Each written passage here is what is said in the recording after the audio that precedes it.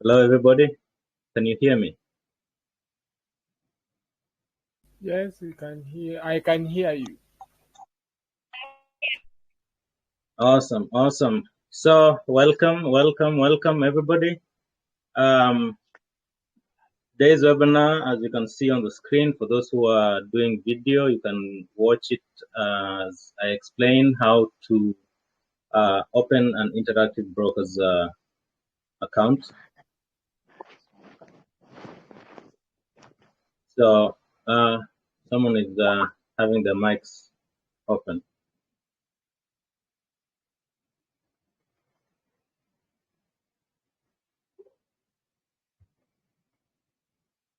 Okay.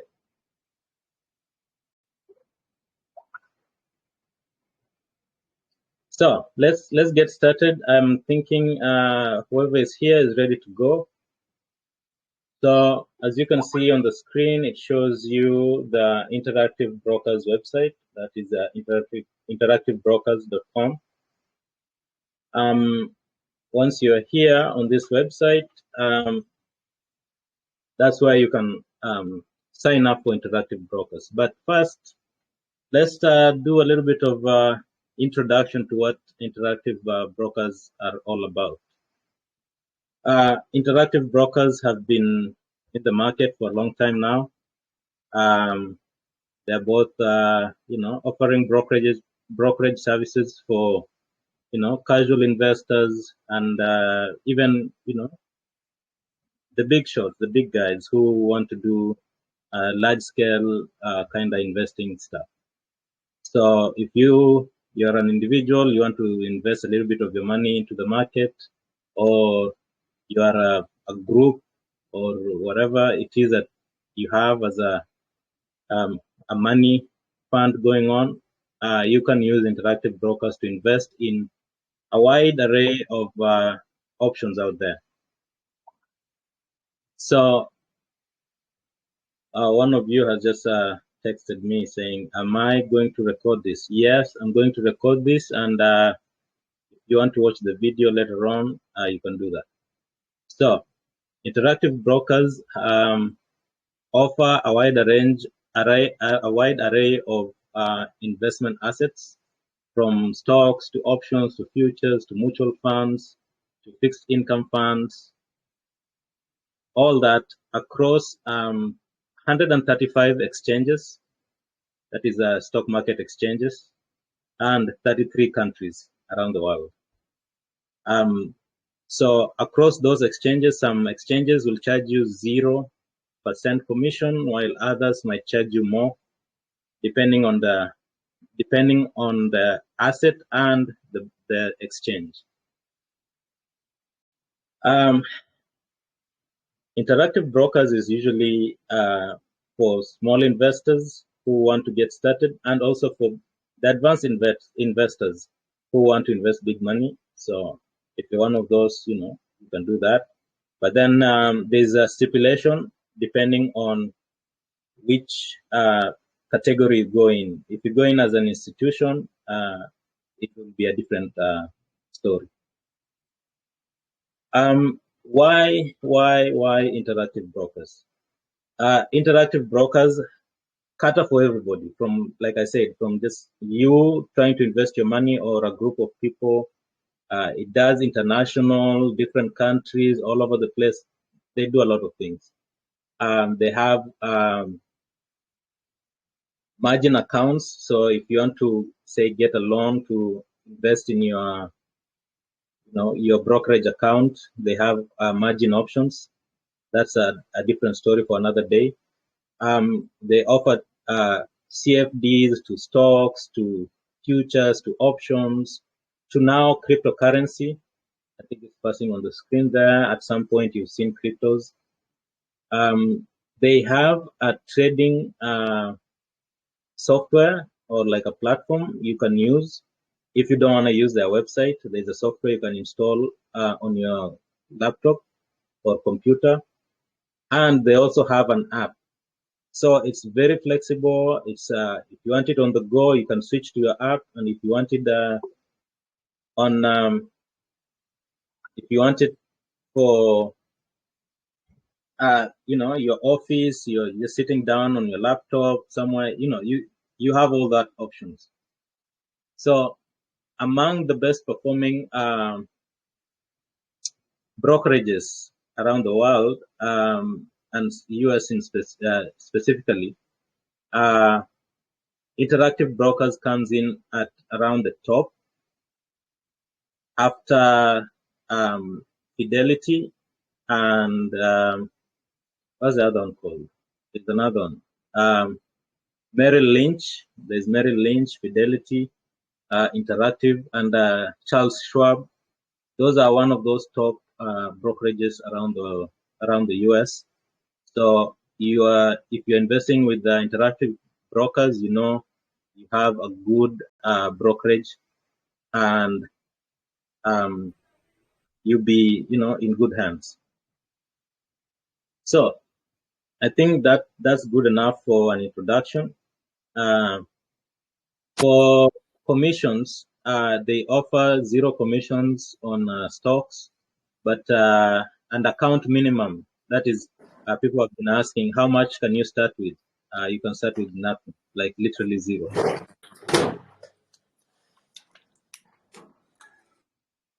So that being said, everything else is dependent upon what you're trading with or what you're investing in, and over time, it will be okay. So let's get started. Let's get started with the opening the account. I don't know if everybody can hear me well, because I'm hearing someone saying we have an issue. Can you just confirm that you can hear me well enough?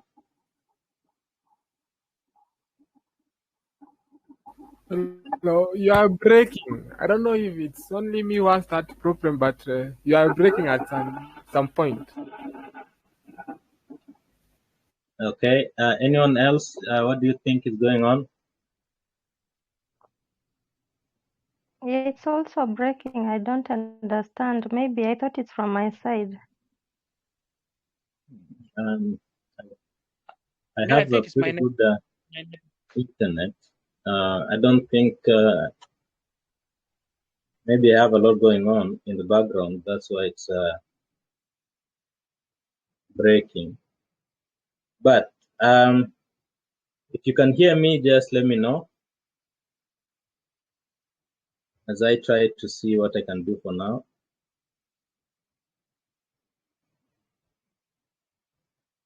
Okay. So this will be recorded, and even if you're having issues, maybe you'll fill in what you've been missing when you hear the recording again. Okay. Okay. Let's proceed to the actual opening of your account. And when you're on the website, for those who are on the video, you can see you click on Open Account on the main website, and then you click on Start Application. So this will load up a new page where it will show you where to sign up and all that nice stuff. Now, on this page, you put in your email. I'll just do that, for example. Put in your email address. You put in your username. So use me as an example.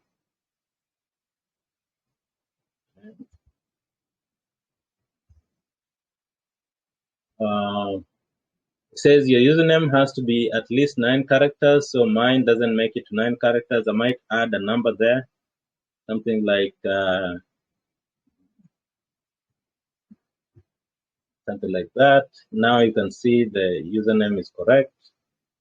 Then we go to, it says here username is not available. You might want to change, which you can also do. And it gives you suggestions which ones you want to use, unless you want to change and put in something else. So let me go with one of these that's available. Okay. Your password, you can suggest a new password, or you can put in a new password, the one that you can remember. Most people like putting passwords they can remember.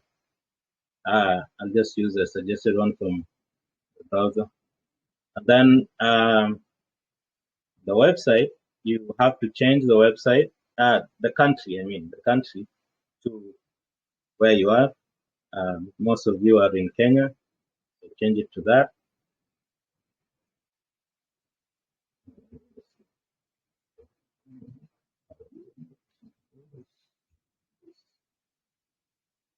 Okay, good. This will load. And then now what it says is check your email and confirm your email address. So what you need to do is log into your email address, and you'll find an email from Interactive Brokers. Let me just do that one moment.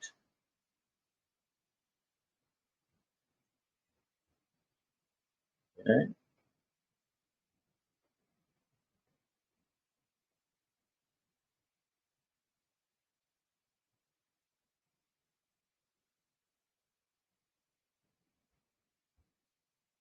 I'm logging on to my email address, so give me a moment.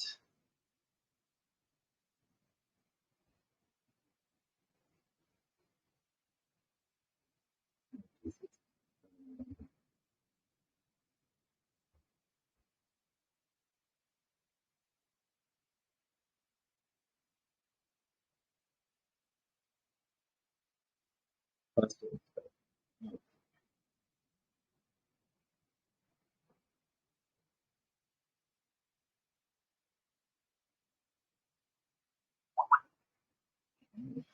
Just log in. It's good. Some of those security issues, they just want to confirm that you have access to your email. And this is what I'll do. I'll bring it here so that everybody can see what the email looks like. I think you can see that. And the first thing up here, you see it says account verification. Click on that, then say verify account. That goes on like that. And then now it gets you to a new tab on the browser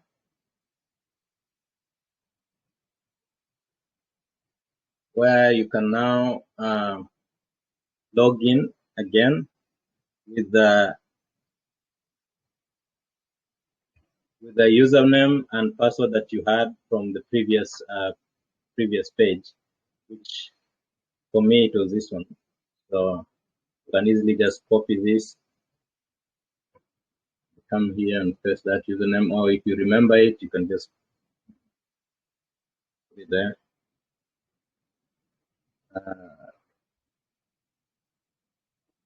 I forgot the password again. Password issues. You have to remember your password because forgetting your password can lead into you forgetting to getting into your account after you sign up. So uh, remember your password, remember what you put in, write it down somewhere, all that nice stuff. Huh? Let me try and remember what that password was.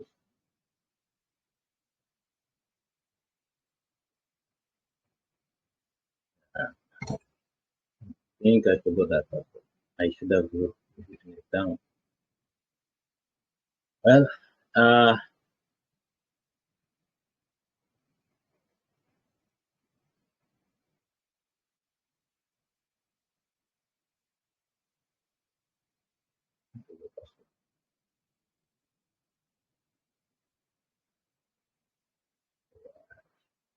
got that password.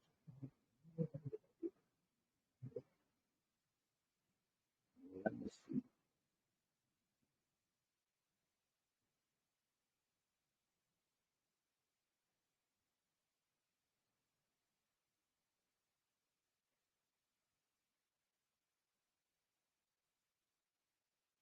Bear with me. I'm trying to figure out what my password was. I wasn't paying attention to actually write it down somewhere.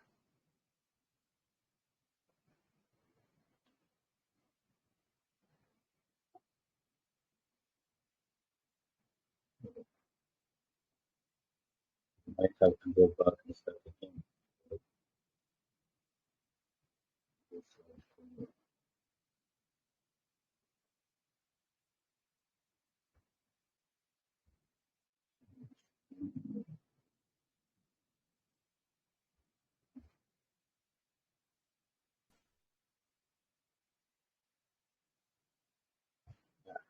Bear with me. I forgot the password. So let's figure out how to fix that.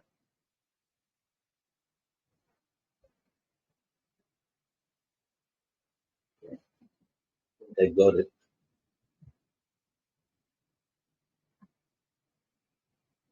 So once you log in, it will get you to this page where you now fill in your personal information.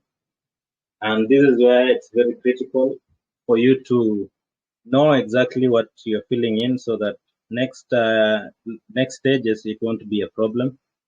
Because once you fill in, say, your address wrong and you're providing a different document to prove your address and they don't match, it becomes a problem.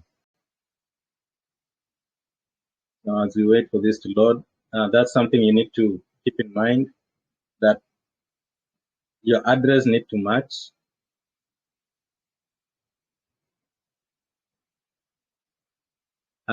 All that information that you put in have to be, you can match them with whatever document you're using. Say your name has to match your name on your ID or on your passport. Either way, things have to match up before you proceed, because the moment they differ, it becomes a problem.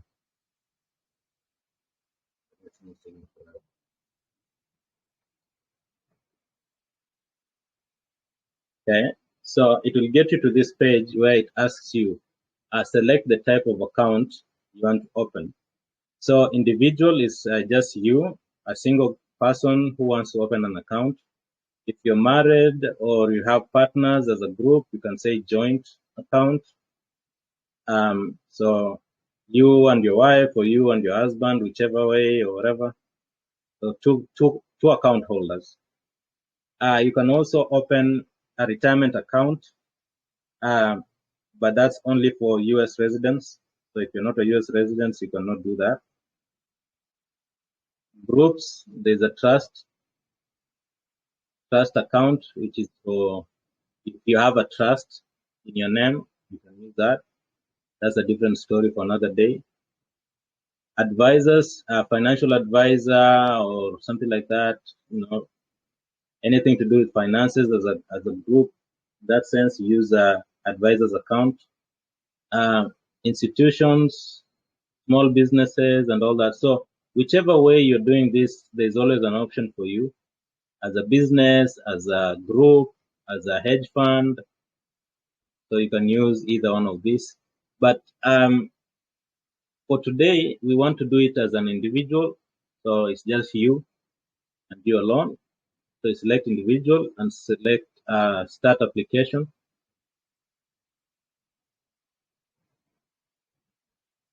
That will load for a while. It's advisable that you do this on a laptop or a PC instead of a mobile phone, because sometimes phones don't have that full capability that a laptop browser can have.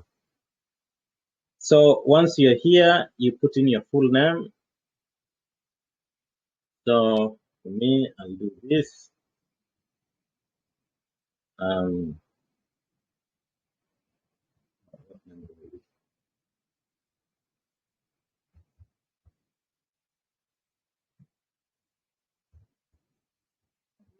That.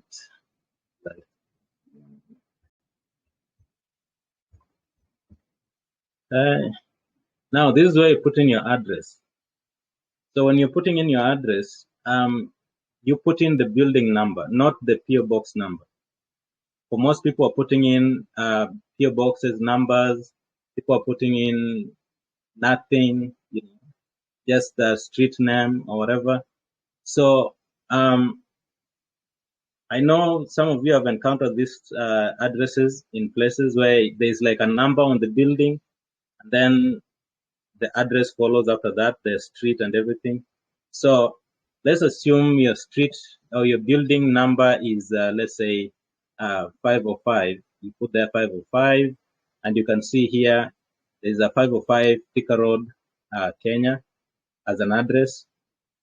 If you change that to say 507, it will give you a different address with that 507 number. So with this address has to match either your KRA address or your internet bill address, your electric bill address, your water bill address. Whatever document you'll use to verify your address has to match with that number. So let me say 505, and that will give us a good number, good address. So it's Thika Road 505. This doesn't have to be there, the apartment number, we don't have to put that there. Then it has already put in the city, which is Nairobi. You put in the zip code. That depends on which city you're in. So let me just use this as an example. As a postal code, we know postal code, which is similar to zip code. Then here it says, I have a different mailing address. You don't really have to change that. I have a different citizenship. You click on these boxes if it applies to you. If you're born outside Kenya, the same. Okay. Now, you need to put in a phone number. This phone number will be used to verify your phone number. So without that, it won't probably go through. So let me try and see if I can get a phone number I can use for that.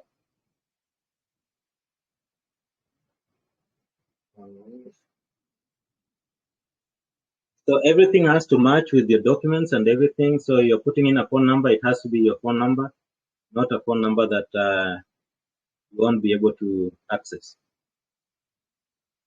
So I have a number here. This is not my actual number, but as an example, hopefully when it comes to verification, it might bring.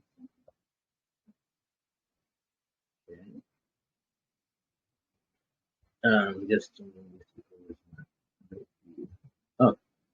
change the number, you put in your date of birth.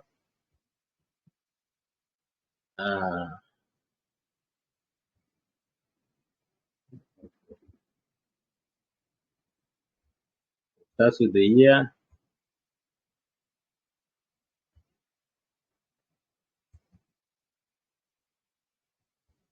This is an example, so you can see everything has to be perfect. That you are single, you're married, you change that. You have dependents, people, children, change that. Your KRA number, that also has to match your KRA PIN certificate. So whatever number you put on has to match your KRA certificate that you'll use to verify your address. So everything has to be exact. I know this number is usually like a long number. How many digits does it have? It doesn't have to be perfect though.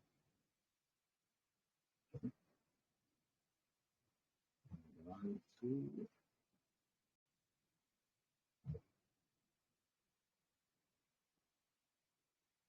One moment. Count this one.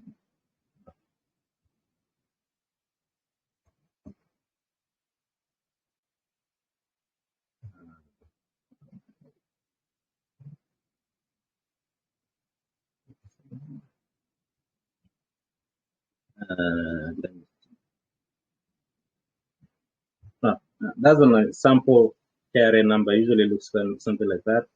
So fill in your exact KRA number and all those nice things. Here is the identification, which is your ID is issued by which country? It's Kenya. Your document, if you have a passport, a national ID, driver's license, all this, choose one of those. Then you put in a number there. So let me assume a number like this.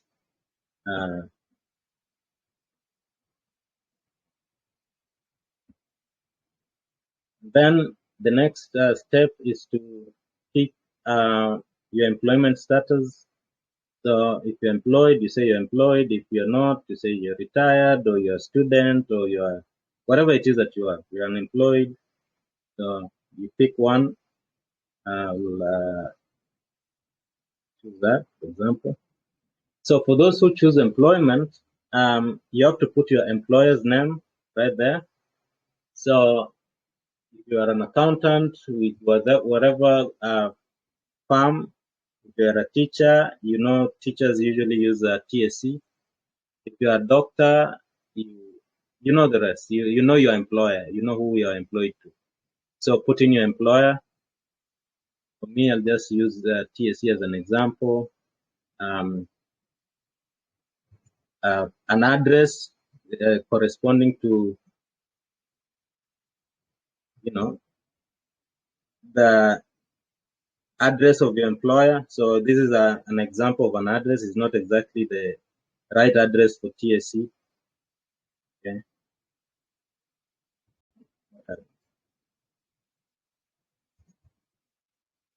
So make sure all your addresses and details are according to your situation.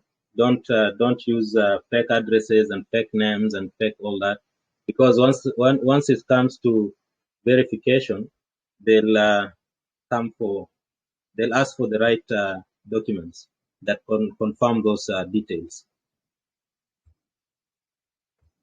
So let's see this. I use this as an example again. Then you change the nature of business, and for TSC is education. If you're an accountant, there's always something you can choose here, or finance or what now, food, whatever industry that is.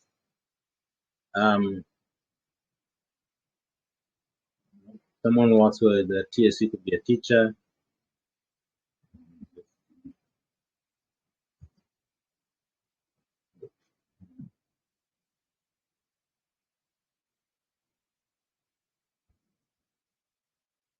Let me just do that because I don't think. Okay, so after you fill in your employment, everything, confirm everything, and then go to the next stage, which is a source of wealth. For most people, I know it's income, so that's already checked. But if you have, allowances, pension, property, business, whatever it is that you have as a source of employment, additional, you add on these check boxes. You can get a spousal allowance, you can get profits from the market, you can get property, you have rental properties, whatever it is, just as genuine and straightforward as you can be. So for me, I leave this there. Then account information, what account currency do you want to have in your account or your account as? For most people, it's usually US dollars.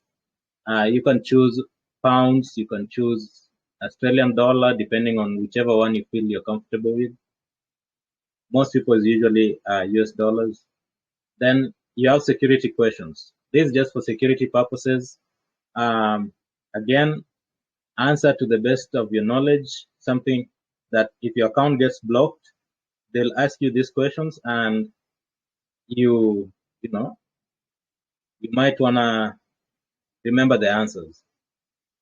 So let's say something like that, and you choose doctor. Remember the answer also. It's not just short form or long form or whatever answer you put there, even if it's wrong spelling, make sure the spelling is exactly how you remember it. Second question, you can do the same thing, change, and just putting a sample stuff, not the exact things. But this, make sure you remember these answers, the answers you're putting in, so that when your account gets locked, you can use this to unlock your account. Okay. What other questions?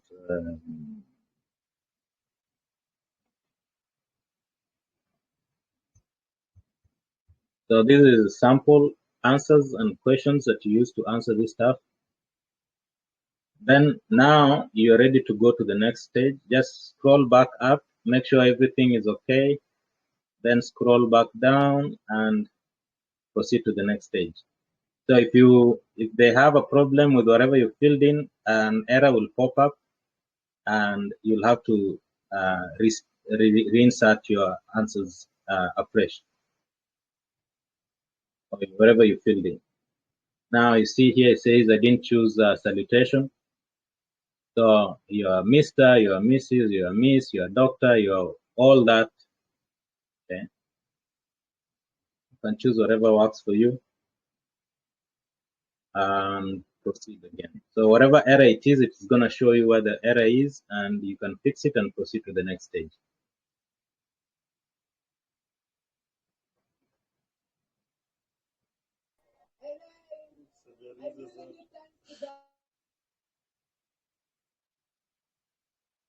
Okay. This is where you needed that verification. Yeah, your phone number to make sure that your verification code comes to your phone. So if you use a fake phone number, you'll never get that verification code. It will be a problem. You can't proceed without that verification code.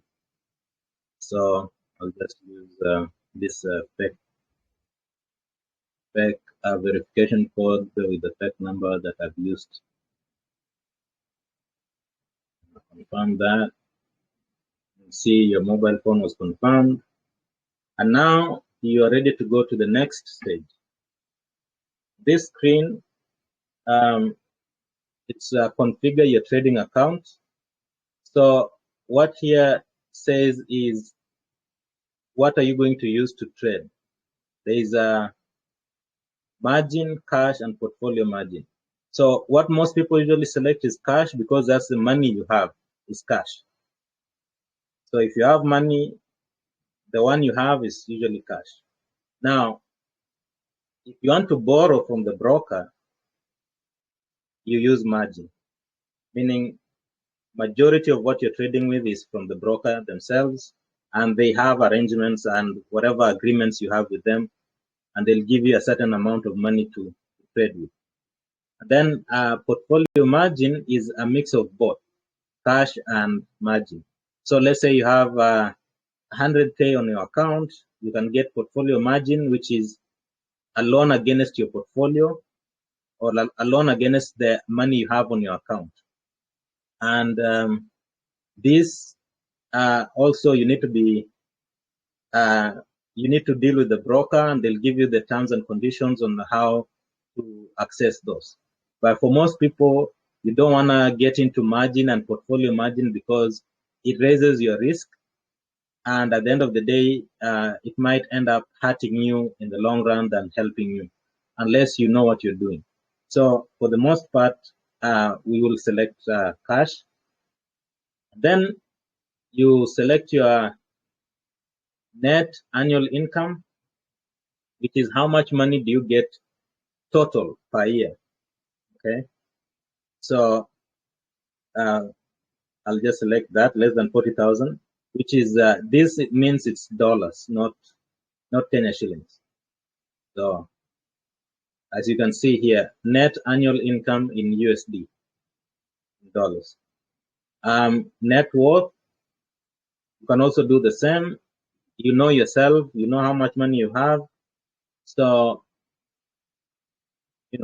you select an amount that reflects your actual picture, and you proceed to the next level. And then net liquidity, you can do the same. How much money do you have ready to go or how much money can you afford ready to go. So mostly you can select the lowest if you know you cannot achieve these numbers, but either way it's okay. So $5,000 is like 500K, and $19,000 is like 1.9 million Kenya shillings. So you select that and you go to the next stage, which says investment objectives and intended purposes of trading. What do you want to achieve at the end of the day? Some people want to grow their money. Some people want to hedge, which is a different form of investing. Some people want to preserve capital and generate income. So people are doing dividend investing. People are doing, other source of income strategies. You use this. You select that option. And there are people who just want to trade, make profit, like day traders. So you use profits from trading and speculation. But most part is either one of these. Whichever one works for you, that should be good. Okay. So next is trading experience. So I know for most people, you are probably beginner trader. So you don't want to choose additional products like bonds, warrants, futures. You don't want to get into those. Cryptocurrencies, unless you know how crypto works, you don't want to add that permission to your trade. What this means is, what do you want to be allowed to trade on interactive brokers? So if you want to be allowed to trade cryptos, you add that permission here. It will come with its own rules. If you want to trade bonds, you can do the same. It will come with its own rules. Futures, the same. Mutual funds, the same. Options and futures, the same. So whichever one you choose, it comes with its own stipulations and requirements. So for the most part, we'll be doing stock investing, and that's what's the basic permission you have, or whatever the one that you have available. And now you select your experience. So if you have zero experience, if you select zero experience for some products like futures, they might not allow you to trade futures and bonds with the zero experience. For stocks, they might allow you, but generally speaking, you want something like a year or two in the stock market. Number of trades is how many trades have you ever made in the stock market? How many stocks have you bought and sold, kind of thing. So whichever number it is, you select here. And on average, most people do around 11 to 25 at least. Then knowledge, you can say you have no knowledge, but that means you might not be allowed to trade on the stock market. You might have extensive knowledge like me. You select extensive knowledge. But some people have limited knowledge, some people have good knowledge. So whichever one you choose is usually around these two options. That gets you situated for stock. You don't want to do options, so we get rid of that. And you don't want currency and forex, so you're not doing forex. So that stays like that. Now everything else stays the same. Then you scroll down to regulatory information, which is the account holder, director, all this, with similar policy making authority or whatever 10% shareholder, publicly traded company. What that means is, are you a shareholder or a director or an account holder of a publicly traded company? Let's say you are an officer at Safaricom, executive officer at Safaricom, and Safaricom is publicly traded. So they're asking you, are you that kind of person? If you are, you say yes. But if you're not, you say no. So what that means is, for some people, it will be called insider trading. If you are part of a company and you go on and trade on the stockbroker, and trade your company, it will be conflict of interest kind of thing. Anyways, that doesn't apply to most people, so don't just say no. Add-ons, this is something they have as a program, stock yield enhancement program, where they say you can join Interactive Broker stock yield enhancement program and loan your fully paid shares to Interactive Brokers to earn extra income, which means if say you bought Facebook and you have 100 shares of Facebook, you can loan your shares to Interactive Brokers and they can sell it to other people and they pay you to do that. So while you're still holding Facebook, they can sell it to other people, and then those other people will buy the shares and they'll sell it, and then they'll refund the shares back to Interactive Brokers, and then the Interactive Brokers will refund the shares back to you, and you can sell them whenever you want to sell them.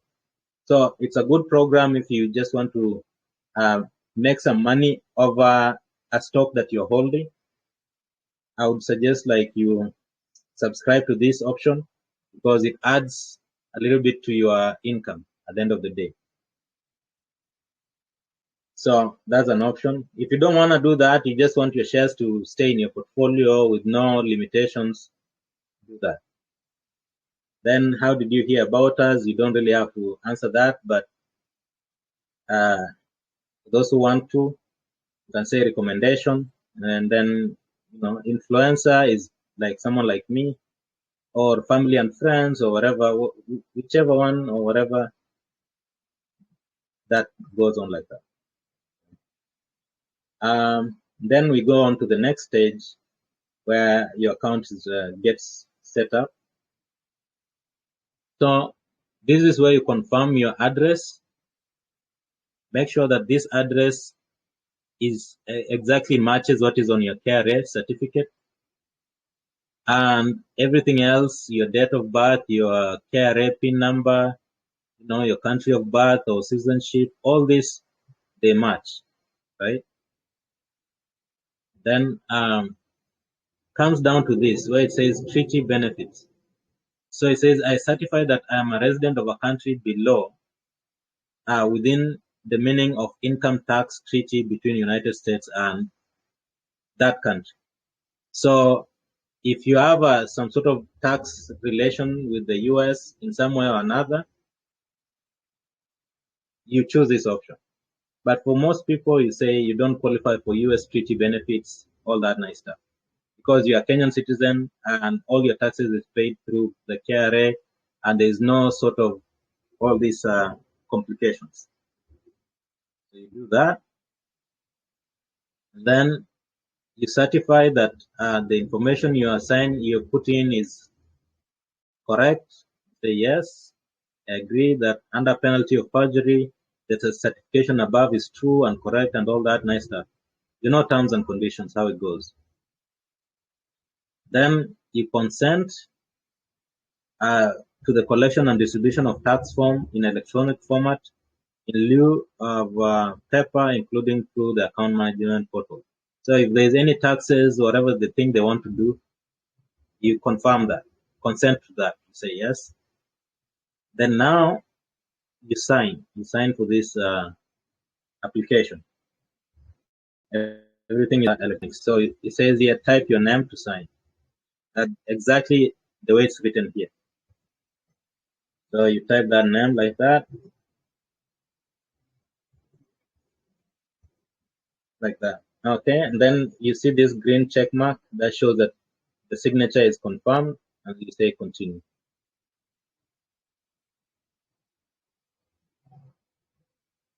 That's going to take a while, and there we go.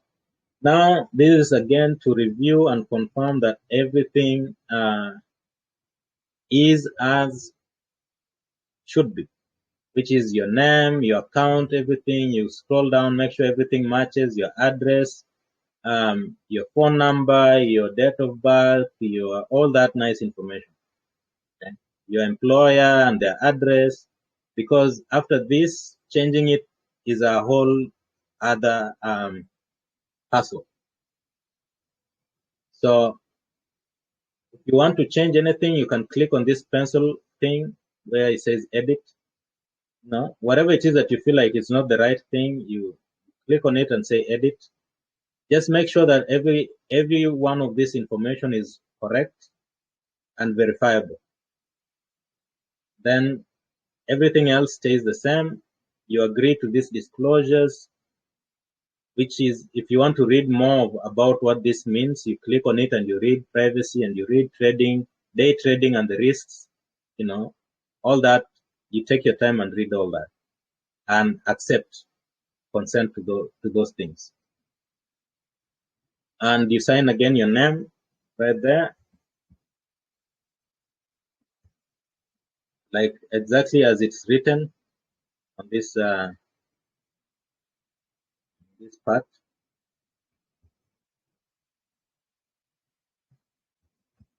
That a check mark confirms that is correct, and then you continue.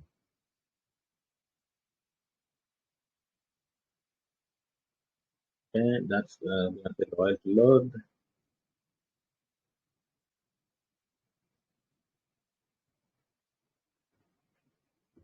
So if you're doing this on your phone, it might give you errors.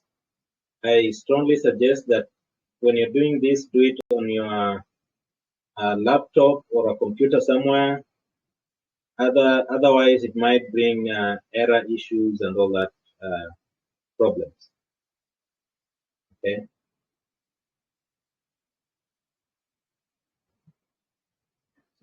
This might take a while as it loads. So now your account is ready, and it will bring up something here. We are waiting for account to get set up. One moment, then say continue with the application. It says we need more information. Now this is the verification part that we're going into next.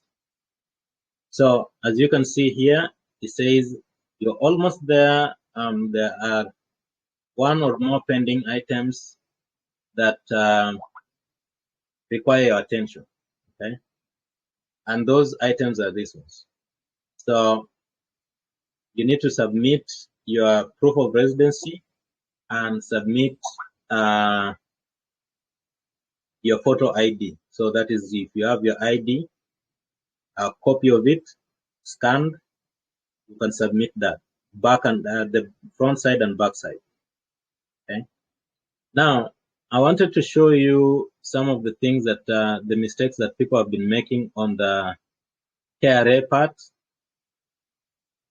when it comes to verifying the address. But first, I'll start with the documents that are required by or are accepted by interactive brokers.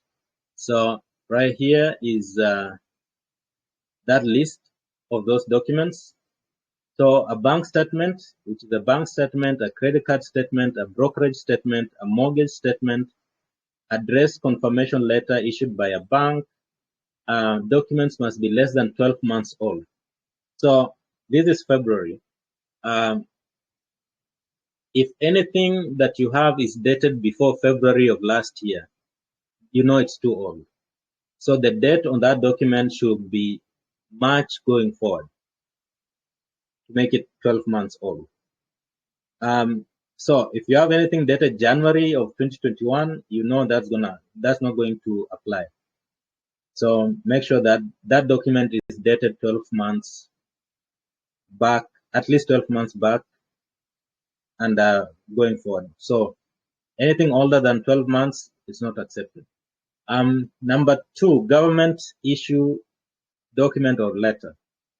So your national ID, your driver's license, your residence permit, your pension statement, your address confirmation issued by local authorities, government issued tax bill for personal and property tax. That's where the KRA comes in. You can use that. Documents must also be less than 12 months old.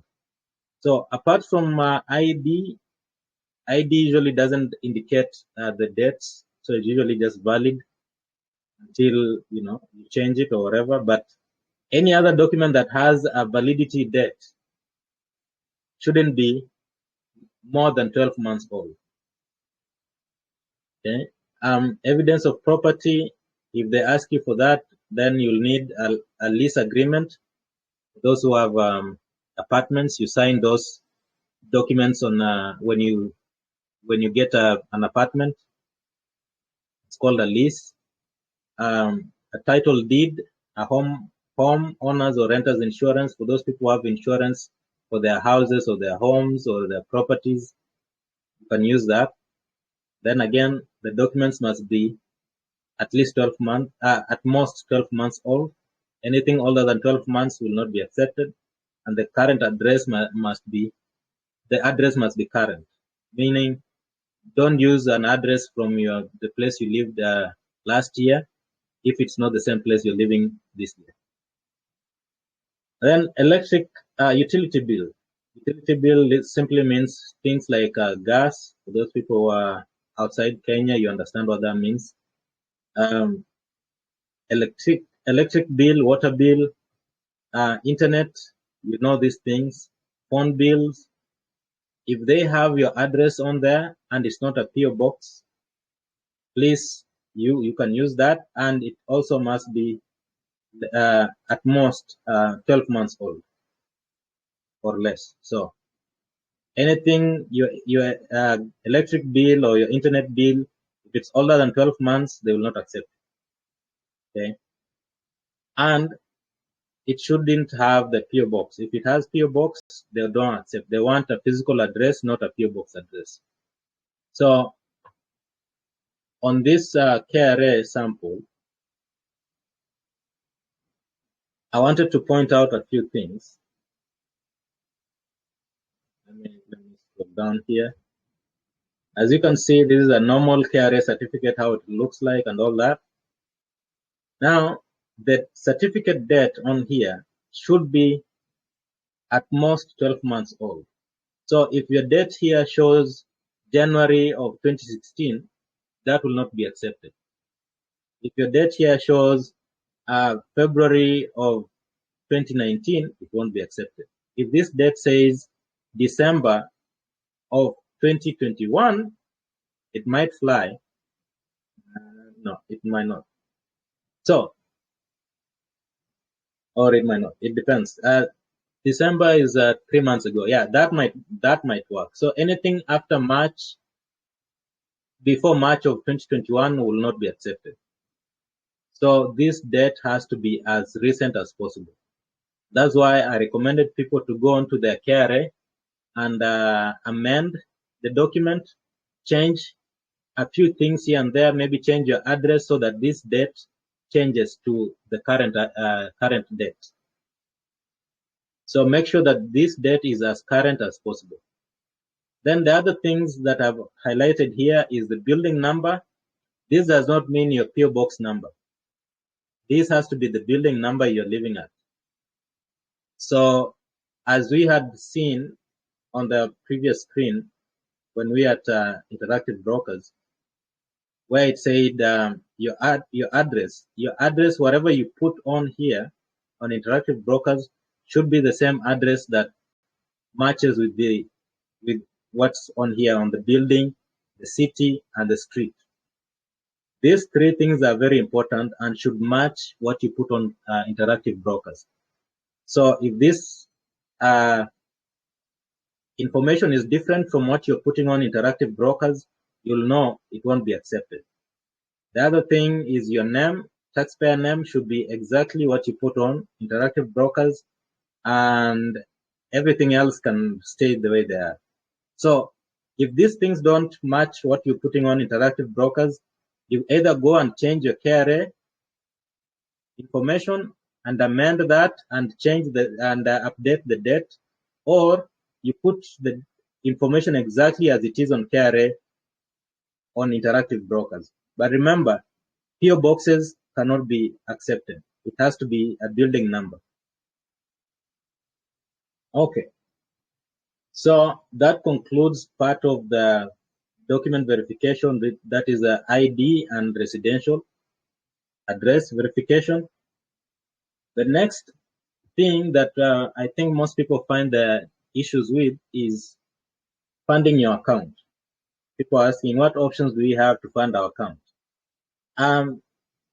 You come onto here and you say fund your account. It will load the options,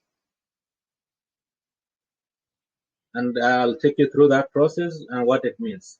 So, bank wire. Bank wire is one option. Connect via bank is another option, ACH. Online pay bill is another option. But you really need to know what all this means before you can use some of these options. There's a mail-in check. You can write a check and send it to Interactive Brokers. And if you use, I don't know what, DHL or FedEx or what now, it might get to them. But that will take you a while before it gets to them. Okay. The other option you can have is you can transfer securities. Let's say you had another broker who is, say, in the US, and you have your stocks in that broker. You can transfer whatever stocks you have in that brokerage to this other brokerage. So that's the last option. Okay. But doesn't apply to most people, so we don't look into that. We won't look into the check option because that's redundant. Most people don't have checkbooks and all that.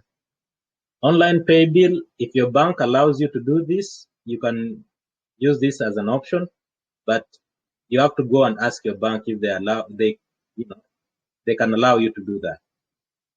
Then there's this ACH option where it's like you connect your bank to your Interactive Brokerage account and you can move money in between them. And they'll give you a way to do that. It's the connect option here. What is most easy and most quickest, which is here, it says trade as quickly as 1 business day or less. Meaning you put your money today, your money will be available for you to trade in less than a day. Most people who have done this, it's like less than 4 hours. Less than 4 hours and you can go and start trading. So first option I'll recommend is this bank wire because it takes the shortest time possible. Now this ACH will take you up to 4 days. So because your bank has to verify information, Interactive Brokers has to verify some information, and they can go back and forth and tell you this and that, and before you know it, it might take a whole week before you can get ready for trading. So first I'll do the bank wire, and what you do is you go here and get instructions. So here it says I'll be sending the wire from the following bank, which means you go to your bank, the bank that you have an account with, and you say, I want to send money. And what is the name of that bank? Let's say you're doing equity, you write the equity, right? Write the Equity Bank. Then if you have an account number, you write the account number or whatever, but it's optional.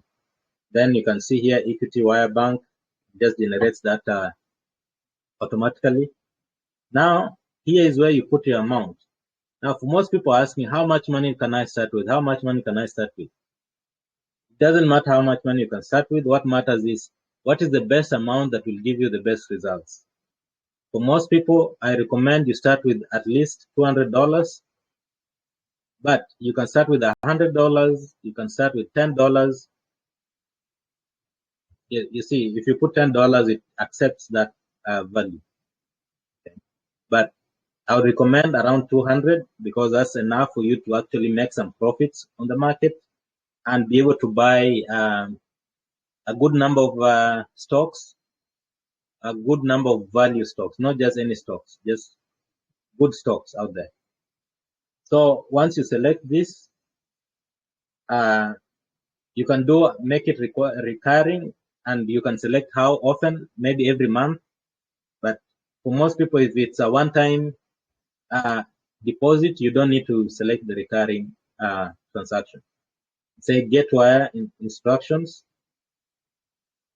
Says there's an error. What is the error?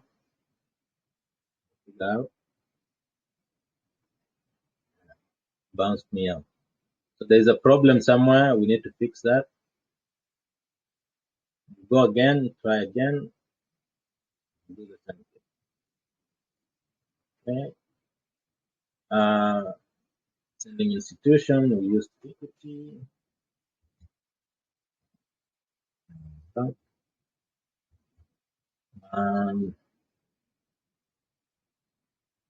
That's that. Okay. Deposit to another currency.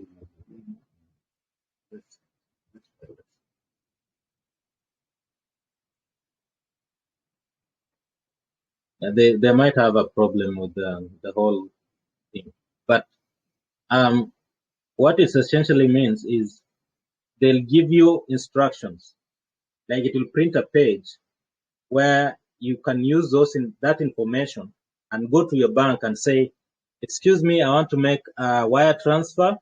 They'll ask you, can we have the information? You give them that printout, the page that it will show you. If you give it to them, they'll see the details they want. They'll ask you to give them that money. They'll tell you how much it's going to cost you, and they'll do everything. You don't even have to, like, all you have to do is say, I want to do a wire transfer. Give them that page printout, and everything else will be okay. So that's the option number one. Option number two, you can connect it. You can connect your bank. The bank must be held at the bank. Your bank account must be held at a bank in the United States. Do you want to continue? Of course, if you don't have a bank account in the United States, you cannot do that. For most Kenyans, yeah. So your only option is generally this one. And that's it. This page, there's a problem with that. You might want to try again, but it normally just goes through. You have no issues. Once it prints you out that instructions page, take that to the bank with the money and they'll do the rest. And their money usually shows up in like 4 hours in your account. So I think that concludes the application process for interactive brokers. And I'll open up to people with questions. If you have any questions, you just raise your hand or ask the question.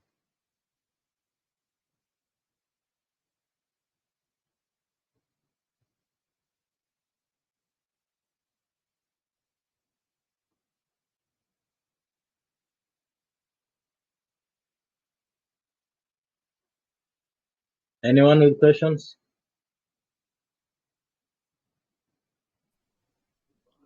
I have a question. Yes.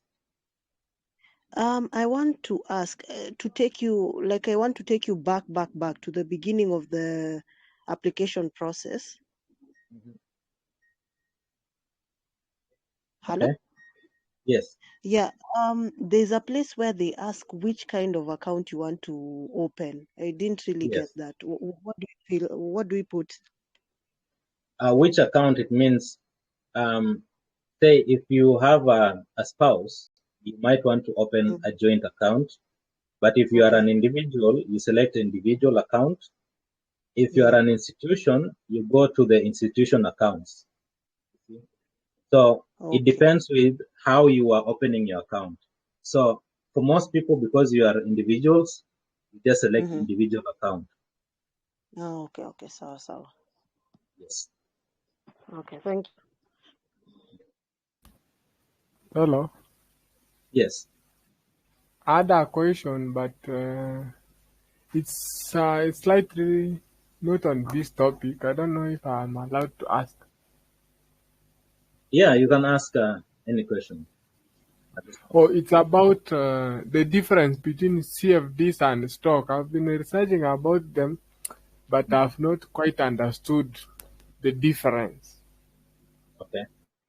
Um, I'll explain what those the difference between those are. Okay.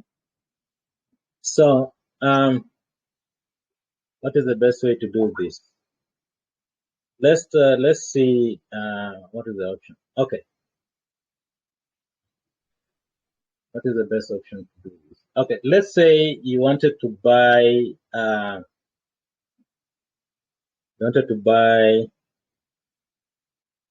like let me see what is the best thing. Product.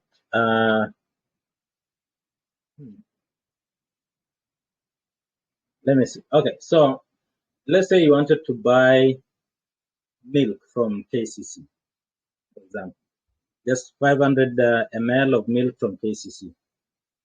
Okay. As an investment, you think, milk by the end of the day will be very expensive, and I want to buy it right now in the morning so that by evening I can sell it to someone. So what you do is you go and find whoever is selling the milk, and you buy the milk and you take it home and you wait for the market to react, and you can sell it later on, right? But there are those people who are like brokers who will tell you, oh, you want to buy milk? Let me tell you something. There is no need for you to buy the actual milk and take it home and do all that. What you can do is buy this contract that says you've bought milk, right? It's just a paper. Take this paper that indicates that me and you have an agreement that you've bought 500 ml of milk, and then you can come back and sell the same contract to someone else who wants to buy the actual milk for much higher price. So what you're doing there is you're trading something else that is not the actual product that you're trading. It's a contract between you and that broker, but it represents the transaction you could have had with the same person buying the same product. So instead of buying actual milk, you buy a contract, and this contract only circulates around that product. So you're buying a contract to buy milk. That contract is only within the milk. So you cannot come with that same contract and say, you know what, this contract I wanted to buy milk, but I've changed my mind. I want to buy bread. You cannot do that. And to sell, you have to sell the same contract exactly as is. So there's no like, okay, I'm only selling half of my contract. So when it comes to stocks, if you're trading, say, Facebook, you can go directly and buy Facebook from the broker. That means whatever you're buying is the actual product. It's Facebook. But the broker can also tell you, like, why do you want to buy Facebook? It's too expensive. Buy this contract that says you can buy Facebook. So a CFD is just a contract that enables you to act like you're buying a stock. Don't know if that helps answer the question. That was Eric.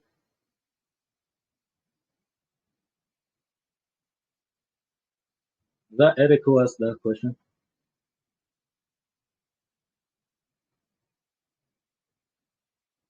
Anyone with a question? Okay, hello, Alan. Yes. Yes, thank you for your insights. My question is, while you are also withdrawing, will you use the same format to withdraw, or there's another format? Maybe if your trades were successful, then it was you get the money into your account, then you need to withdraw that cash. Will you get from the account that you opened with, or? The withdrawal process is the same. You just like you go to here and select bank wire. You can do the same when it comes to withdrawing. So you say withdraw money, and then you get that instruction, wire instruction, and then you go to your bank and say, I'm receiving money through this wire transaction, and then they'll process that wire transaction and give you the cash. So it's the same process, but in reverse.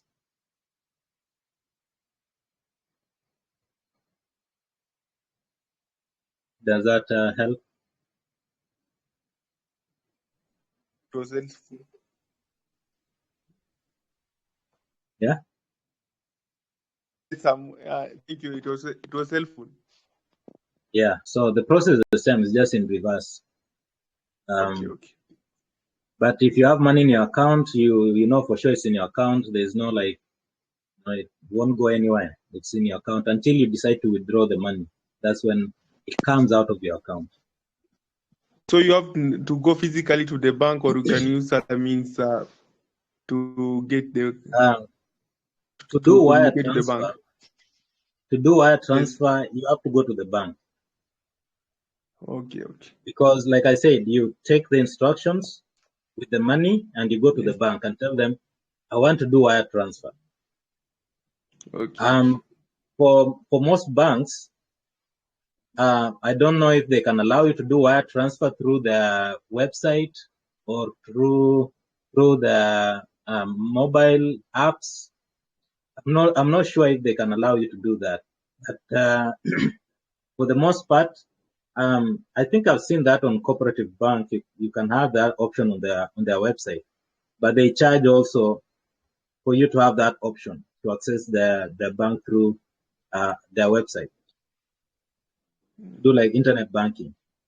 If you can access internet banking on your for your bank, I think you can do a wire transfer, but I would suggest you go to the bank because some of these transactions you might make a mistake and the money goes somewhere else. So you rather have the expert do it. Okay. Thank you. You're welcome. Anyone else? Hi, Alan. Hi. Yes, I was asking if maybe they require all these documents, or maybe the bank statement, the ID, maybe those two can, and the KRA, maybe those can do. Yeah, it's only two documents that they need. One to verify your identity and one to verify your address. Those are the only two documents they need. So right here, this is just a stipulation of what documents are accepted. But if you have your national ID and your bank statement, so your national ID will be used to prove your identity, and your bank statement will be used to prove your address, or the utility bill for your address, or the lease agreement for your address, or the KRA for your address. So ID, you can use ID, passport, driver's license for your identity, and then these other ones for your address. So it's only two documents essentially. Okay. Thank you very much. Yes.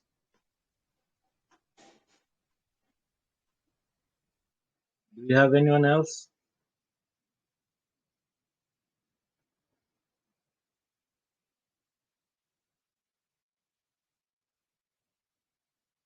Okay, since we do not have anyone else, looks like a good time to end the whole webinar. Thank you all for showing up. Thank you for interacting with me. Thank you for listening. This was just an attempt to help you know how to sign up for Interactive Brokers.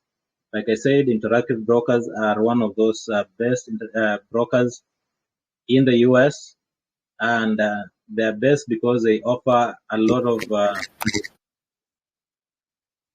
Tom, you have a question? Hello? Yes. Okay, maybe I missed this. I was awake for a while. If you can elaborate the difference between the IBKR Lite and the IBKR Pro account. Oh, it's just a way to access interactive brokers. Pro it has more stuff with it, as in you have more tools, you have more, you know, more access, all that nice stuff to whatever interactive brokers provide. Okay, but Light is was introduced recently. You know, is a second tier service which just does unlimited. You say you get unlimited free trades of stocks and exchange traded funds that are listed in the US. So it's something that I think they're trying out since 2019, and it's more restricted to a few things.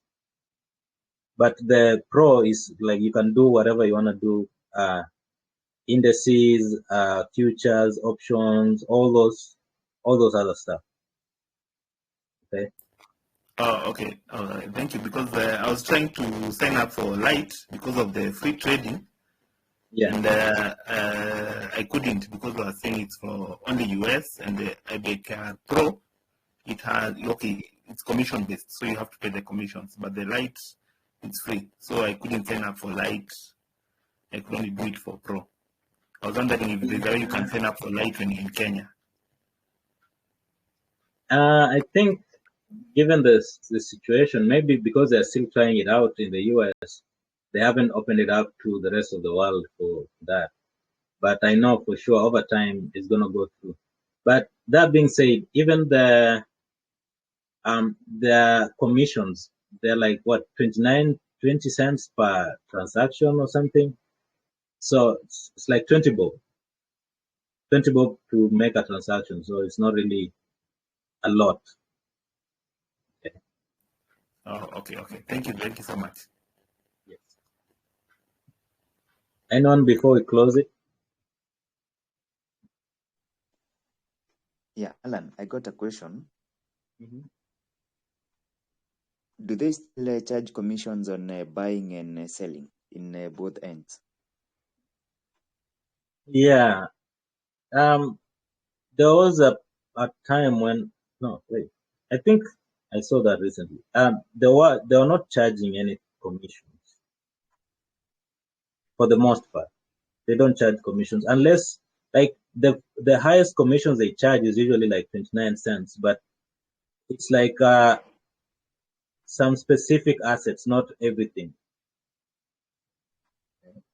So like for trading shares, it's a zero commission.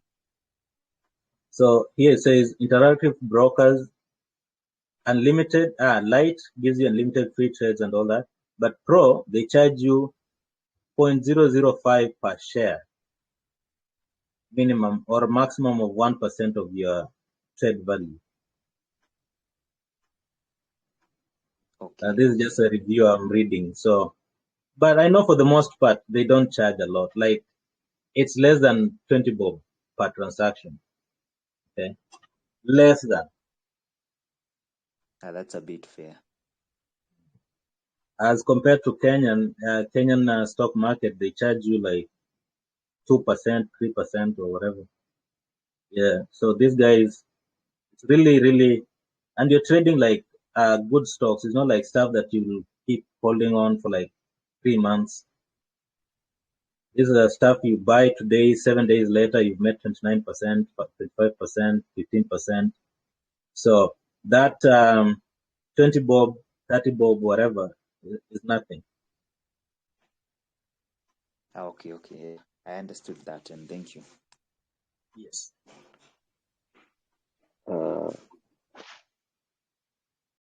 Thank you, Alan, for all this, and we really appreciate it. I don't know if should anything come up while we're trying to open the account, we can reach out to you. I really appreciate your time. Thanks a lot. Yeah, you can always reach out to me privately. If you're stuck somewhere, let me know. The only times I'm usually not available is on the weekends because it's like my day off kind of thing. I go relax, but generally speaking, text me anytime in the middle of the night or whatever. I'm usually up. So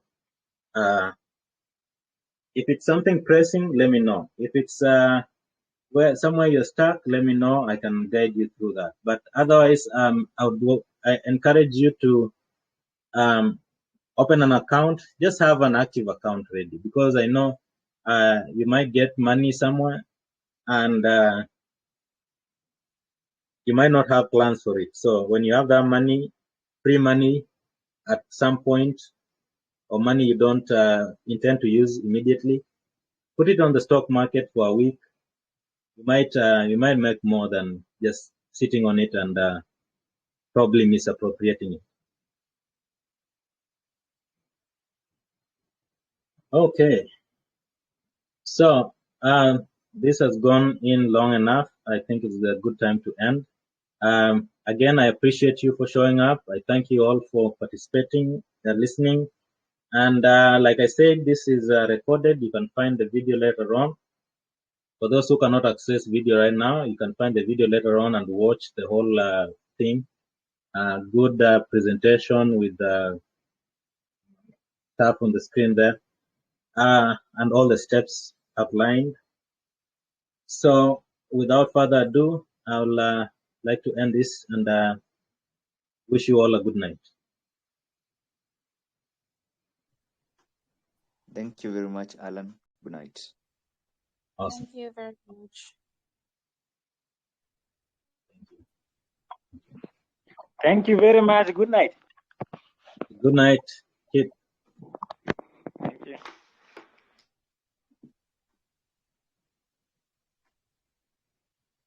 And see you all.